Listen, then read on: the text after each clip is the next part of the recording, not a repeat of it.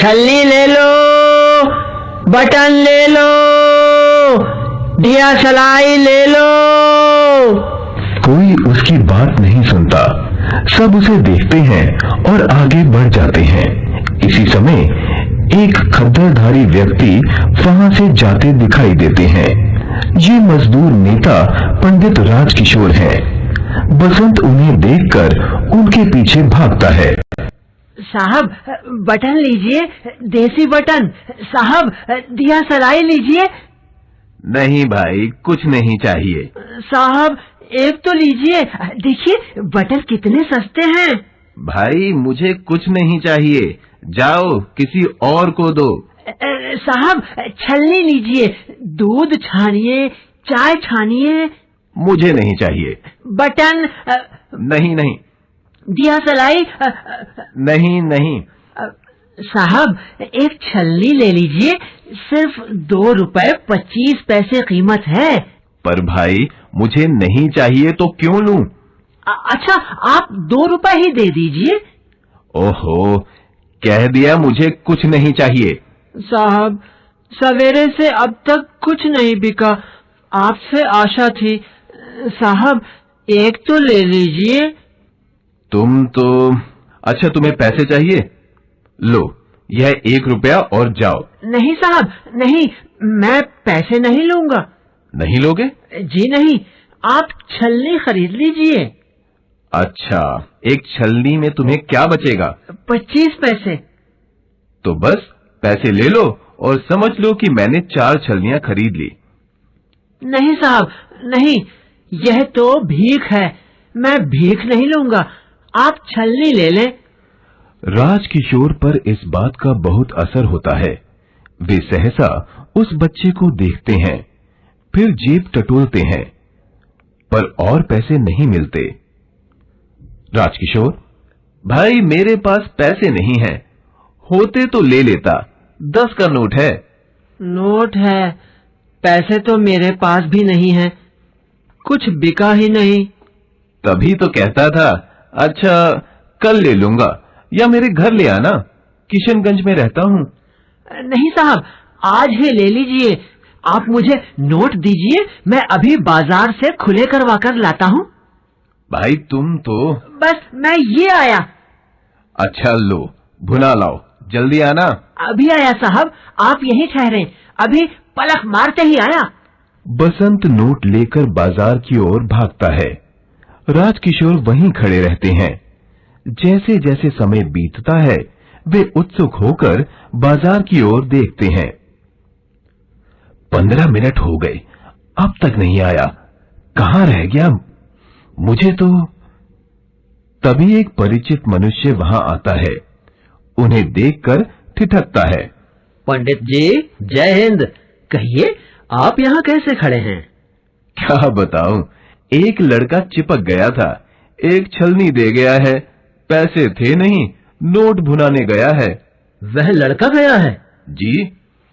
कितनी देर हो गई? कोई 15-20 मिनट हो गए। तो बस वह अब नहीं लाएगा। सच? अजी बाजार के हर कोने पर आजकल ऐसे ही लड़के मिलते हैं, उनका काम गिड़गिड़ा कर लोगों को ठगना है। पर भाई वह लड़का तो मुझे भला लगता था, विश्वास नहीं होता। अच्छा चलो कोई बात नहीं, समझेंगे कि 10 रुपए देकर एक पाठ पढ़ा। अच्छा आप पाठ पढ़ते रहिए, मैं तो चला। मैं भी चलता हूँ। एक ओर किशनगंज का बोर्ड लगा हुआ है, लोग घरों की ओर लौट रहे हैं। उन्हीं के बीच में एक दुबला पतला लड़का जल्दी जल्दी आता है।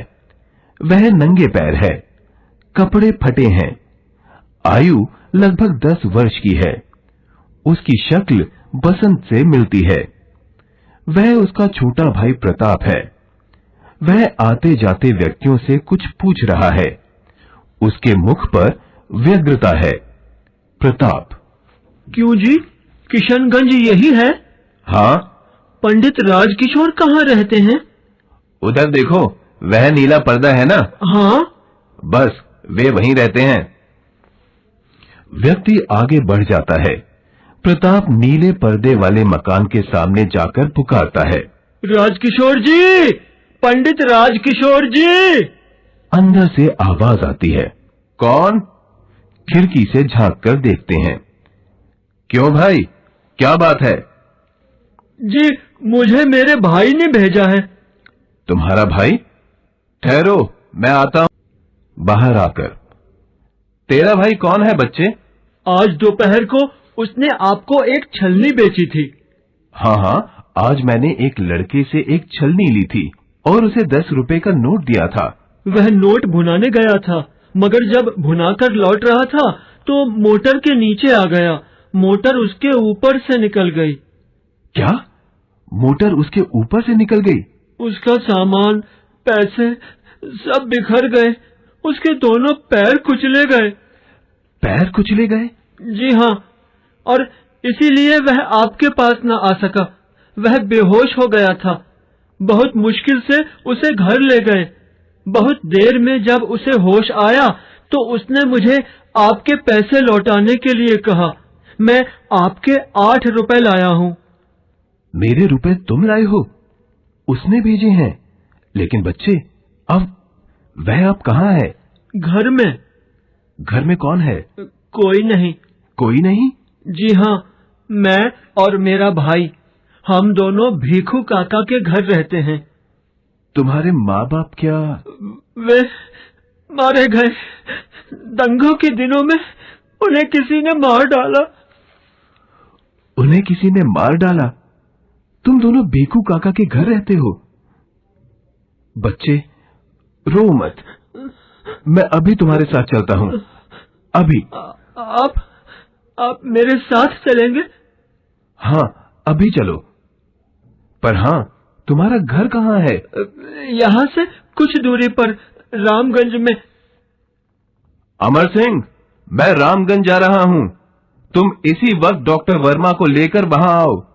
कहना कि एक लड़के की टांगे मोटर के नीचे आकर कुचली गई हैं। जल्दी करो, भीखू काका का घर पूछ लेना। आओ बच्चे, चलें। प्रताप हैरानी से उन्हें देखता है, फिर ठगा सा उनके आगे आगे जाता है। बसंत लेटा है। वह रह रहकर दर्द से कराह उठता है।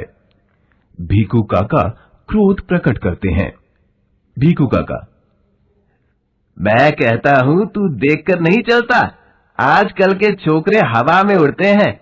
इतना बड़ा बाजार है, मोटर, तांगे, साइकिल सभी कुछ है।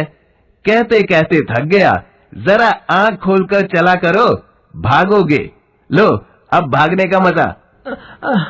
काका, गुस्सा मत करो, बहुत दर्द है।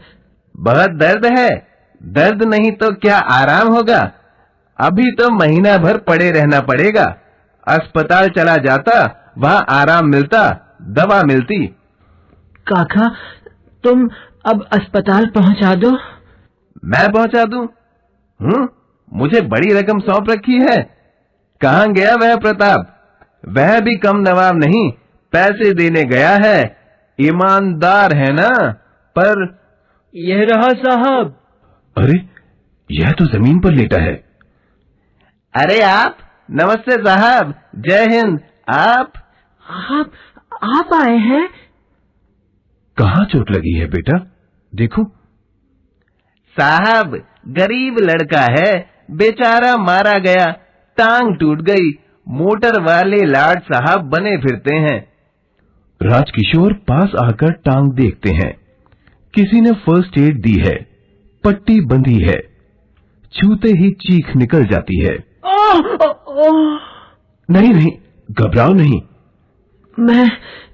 मैं मोटर से टकरा गया था, इसलिए तब आपके पैसे न लौटा सका।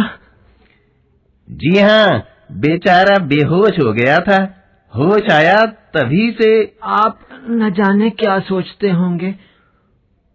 उस बात की चिंता ना करो बेटा, मैंने डॉक्टर को बुलवाया है। तुम ठीक हो जाओगे। डॉक्टर को बुलवाया है? डॉक्टर का प्रवेश। डॉक्टर साहब तो आ भी गए। डॉक्टर साहब, बसंत यह रहा।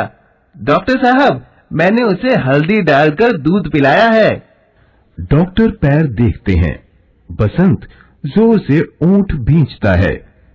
प्रताप की आंखों से आंसू झरते हैं। वह कभी भाई को देखता है, कभी डॉक्टर को। राजकिशोर उत्सुकता से पूछते हैं, क्यों डॉक्टर साहब, ठीक हो जाएगा ना? पंडित जी, ऐसा लगता है कि एक पैर की हड्डी टूट गई है, दूसरा पैर ठीक है। इसे अभी अस्पताल ले जाना चाहिए। मैं इंजेक्शन लगाता हूँ। आप क्या कर रहे हैं? मैं गरीब हूँ। तुम चिंता मत करो, बस चुपचाप लेटे रहो बेटा। नहीं। डॉक्टर साहब, इसे बचाना ही होगा। यह गरीब है, पर इसमें एक दुर्लभ गुण है। यह ईमानदार है। हाँ हुजूर, आप ठीक कहते हैं। लड़का खरा सोना है हुजूर, तभी मैं इसे अपने घर में रखे हुए हूँ। हुजूर, दोनों भाई दिन भर बाजार में मेहनत करके कमाते हैं। हुजूर, बहुत ईमानदार है। ईमानदार की आखिर सुनी ही जाती है। भीखू काका बोलते बोलते राजकिशोर के पीछे जाते हैं। डॉक्टर प्रताप की सहायता से इंजेक्शन तैयार करते हैं। बसंत आंखें बंद कर लेता है। क्षण भर के लिए उसके मुख पर शांति और कृतज्ञता उभर आती है।